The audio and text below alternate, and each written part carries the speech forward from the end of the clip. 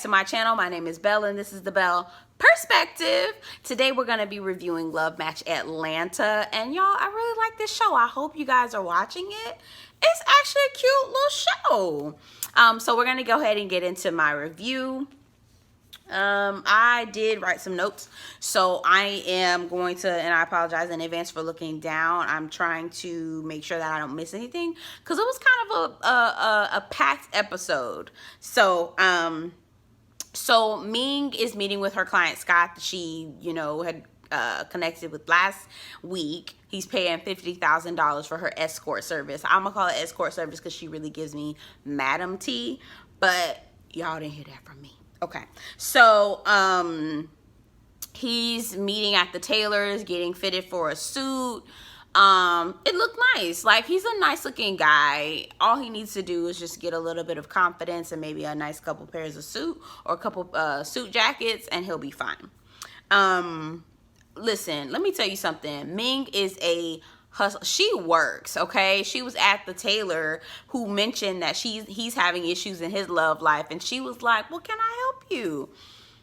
She's willing to pass out her cards, connect with people. She is about her business, and I'm here for that. So I love that, honestly. So Tana and Kelly, or the duo, meet with another client of theirs, and they keep saying the typical client. A lot of these women are career women. I'm starting to see the trend here. Dear God, they have no personality, and I don't know why. It's ridiculous. So her name is G. I think it's short for Jamisha.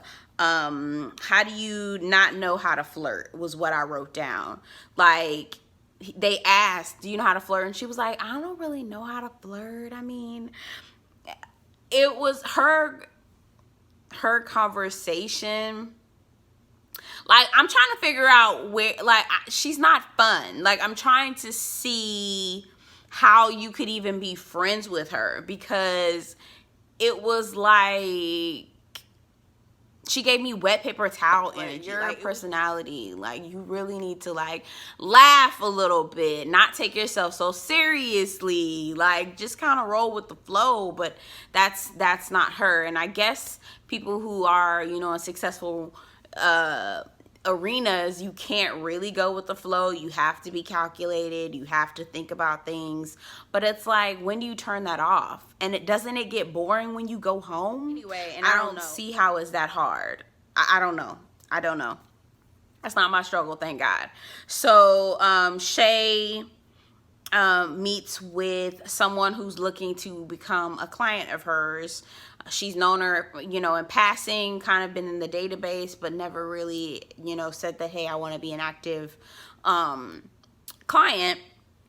So they start talking about how guys try to get to your house so they can try to put the moves on you. And at first she starts talking and she was like, you're not about to come to my house because, and then she starts to kind of turn and get sad. And I'm just like, dang, like, she really hasn't dealt with it. So she starts to cry, and she admits to being assaulted because some guy, offered and said, hey, let me cook for you on a second date or first date or whatever, and then he tried to assault her. And I am so sorry to hear that. And the way that she even talked about it, I was just like, dang, that is just awful. I'm gonna share a quick story with y'all, just to talk about that. It wasn't that bad, but when I first started dating in DC, I went out with this guy, and he thought he was God's gift to women. And I'm vegetarian, so he went to some restaurant that and I had told him about the restaurant that I like going to or whatever. He bought like a Philly cheesesteak. Now, it's not really Philly cheesesteak, it's like something else, but he gets me the Philly cheesesteak from this restaurant that I say that I like. And he asked me, I did this nice thing for you, basically, when are you gonna bust it open? I'm like, for a funky sandwich? Boy, if you get for a sandwich I could pay for myself. These men really need to gather themselves. Anyway, as a result of the conversation, Shay decided she wasn't going to take this lady on as a client. This lady actually is gorgeous, 50 years old. I hope she is able to get some therapy and really deal with it, because she deserves to be in a relationship if that's what she desires, and to be in a relationship with a man who respects her and who is going to cherish her if that's what she desires. So Joseph meets with his brother. I thought that was pretty cool that they got together. Everybody is meeting at the gym. He's talking about popping the question to Paris. And he says men should not marry before 30. I get a little annoyed with that, because I think no one should marry before 30. Now, had you asked my 25, 26-year-old self, I'll probably say 27-year-old self, 27, 28-year-old self, I should be married. I should have the house, the kids, the car, the dog. I want it all. You know what I'm saying? That's how I was feeling. But now that I look back at it, I'm like, I wasn't ready. Like, there are so many things that I needed to explore and learn and find out about myself. And I actually was given the opportunity, because the girls that I knew that were married at that time, they were constantly telling me, damn, I wish I could live like you. Like, you can hop on a plane and go where the hell you want to go. You got money to do what you want to do. You're able to finish the degrees that you wanted to have. Like, you're able to finish and do and go and be. And I'm here with these kids, got to run behind this husband, you know, and nothing that they want to, I don't think they completely regretted it. Well, not all of them. But the freedom that I had to explore myself, like, I think that should be granted to everyone who has the opportunity. That Ming went to tour, where she's gonna have her birthday / mixer event. It was really nice, really elegant. It was like an eclectic vibe. It was nice, very nice. Again, I knew I wasn't really feeling Ming like that. Like, she was already kind of giving me a little bit of, she rubbed me the wrong way. And we'll talk about it a little bit further. But she rubbed me the wrong way. I don't really fool with her like that. She decides she's not going to invite Shay to her birthday party now, because she was saying the way that Shay acted towards Paris at the first event. Now, mind you, the duo gets up and tells everybody that they're takes over the event for Paris and Joseph, and tells everyone that they're starting an academy. And then after Paris and Joseph kick Shay out, she's like basically standing up and defending herself, but Ming took that as Shay as being problematic. Now, the duo got up and pretty much stole the show, but is Shay like, it's the misdirected for whatever reason. And I think because the duo is so reputable, it wouldn't be in her best interest to to cut them off, right? Because she's she's ambitious and very opportunistic. And I'm gonna talk about that. That's what it is. She's an opportunist. Anyway, so Shay is about to meet with the duo, because they're gonna try to find a guy for her. Shay has a son that's like in college. He's like a sophomore in college, junior in college. Nice young man. He really cares about his little sister, who's like 3 and everything. Ava is so freaking cute. She's so cute, and she's gonna steal the show. She's a star. They need to get that girl into some acting classes, get her in front of a stage. She is here for the girls. Do you hear me? She's here for the girls. Anyway, he was like, she basically tells him that, hey, I'm about to start getting back into the dating game. What do you think about that? He doesn't like it. He feels like he should be the man of the house. You know, we need to protect Ava, all these different things. And I'm with Shay when she says, you are Ava's big brother. You should not be her father, right? And I get it's cringy to me when sons decide that they want to be the man of the house. You're not the man of the house. Stay in a child's place. And not from a mean way, but you are a child. Be a child, right? You vocalize your opinion and what you think, but this is her life ultimately. Lamont talks about anal, the sex. with his girlfriend at the time when he had a girlfriend. He's openly gay now, but ew. I'm not even gonna repeat what was said. It was so nasty, y'all, so nasty. So the duo comes to do her image assessment like they do all clients. I don't understand why Lamont was there. It made it super awkward, and it was just a little cringy. She was like, Lamont said he would take me on as a client if you guys decided that you wouldn't. I'm like, girl, you shouldn't have said that. First of all, Lamont don't need to be here because they already nervous about you sharing their intellectual property. They don't. Lamont also sharing their girl. That was just not a good look, and you could see Kelly's face looking like, what the hell is he doing here? It was just funny. Anyway, Ming, Gina, and Scott. Scott is Ming's client. Scott leaves this girl at the bar. Scott did not like this girl. He did not like her. I feel like Scott is not able to vocalize how he really feels about things and people. He's a little bit of a pushover, and I don't feel like he was comfortable vocalizing what he likes and what he doesn't like. And so he left her awkwardly at the bar. And I'm wondering what he didn't like. Like, what was it that he just didn't like? What didn't vibe? And I noticed from the flashback, he asked her, did you have any dietary restrictions? And she said no, and he high-fived her. One of my boyfriends a long time ago said, on a first date, don't never let a man high-five you. If he does high-five you, that means you friend zone. That means you're friend zone. And I have looked back at all the times. Child, he was absolutely right.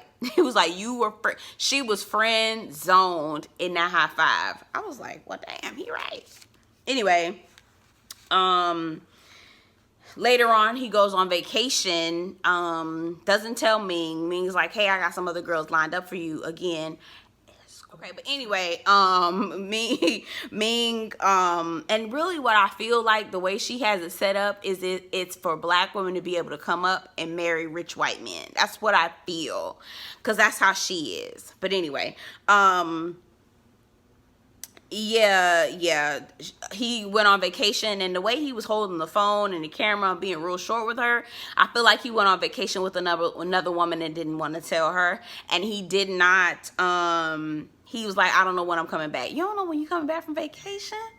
Wow, okay. But and she said it, she was like, he already paid me, so is this what he want to do? Okay. I'm like, you spent $50,000 for nothing? Sir, you need to be fully engaged. You need to be on the phone with her almost every single day. Several times a day. But anyway, that's me, not her, not him. So, Kelly calls her boyfriend. Thank God Kelly got a boo. I was like, well, damn, all these matchmakers don't have nobody in their lives, but they trying to match other people up? Yikes. Anyway, so Kelly has a boo. The duo go to meet Gina as she's getting her nails done. And sometimes I feel like the duo's advice is very outdated. And when I say outdated, I mean like, I don't know. And maybe it might not be 100% outdated. I think it's more so like we are comparing, like that's what I want to say. Their advice is always comparable to what white women are doing. And it's like, I don't think we need to be having those conversations. I don't think that we need to be comparing ourselves because it's a different ball game. And I feel like that's outdated practice. I feel like that's outdated practice because it's not factoring in all the other variables that could potentially be involved in the outcomes. Okay. And I just think that that's a very antiquated way of looking at dating. Anyway, but that's none of my business. So, they show her a picture of Dion, is the guy that they want to have her go on a date with. She was like, okay. She did one of them. And they were like, you don't like him? She was like, no, he's okay. I like his smile. No, she did not like him, which is the reason why when they go on the date, she was like stoic, stuffy. And Dion, I really wish that he had read the room, but I think maybe he might have been nervous as well. So he was trying to be, I don't even know what would you call it? Like trying to be sarcastic, super sarcastic, but you have to kind of understand that level of sarcasm, which would have been too early on for you to even have that level of sarcasm, if that makes sense. But she wasn't even open to trying to navigate through that. Like, for me, if he was being sarcastic like that, I would have had to throw something back at him. And that was, to me, that was his way of trying to flirt with her, which is backwards. But, you know, that was the way, like if you're reading the room. But he also should have been reading the room to see that she's very stuffy, boring. Like, I wouldn't, if I was a dude, she's pretty, but I wouldn't want to go on no date with her. She beautiful woman, but girl, you are like, I need you to have like, I need you to not take things too seriously. I need you to let things just like roll and flow, right? So she ends up leaving like immediately. That was funny. I think in my mind, and she goes back to the duo and says, my time is my most precious commodity. You know, I need us to be taking our time to make these matches. I'm like, no, girl, no, you're not. No, you're not talking to them like that. That's how I would have been. Ma'am, no, you're not talking to me like that, because guess what, boo? You came to me, boo-boo, okay? You came to me. So it would have been, that's how I would have handled it. They low-key kind of, I mean, they did it nicely because she's a client, but personally, in my opinion, girl, if you feel like you can do better, go ahead and do it. Good luck. Let's see how that goes. Okay? Anyway, so, Ming is really going through it because, y'all, she telling everybody about her husband. Anybody who will listen, child. And she starts talking about how her and her husband are going in different directions and that she suppresses herself. I'm like, is all of this about you wanting to expand your business and he wanting to not? Because that sounds more like other issues. You suppressing yourself. And here's what I thought about Ming. I feel like Ming, and they showed Ming's adoptive mother, I feel like Ming came from the bottom, right? And I feel like she thinks that she needs to play a part to be accepted in this society. She had a mother in her life like that. I think she came from the bottom, and she knew her way out was providing experiences for gentlemen callers, okay? That's what I'm gonna say. And if you want to take it up a notch, most men that look like her may not be able to provide or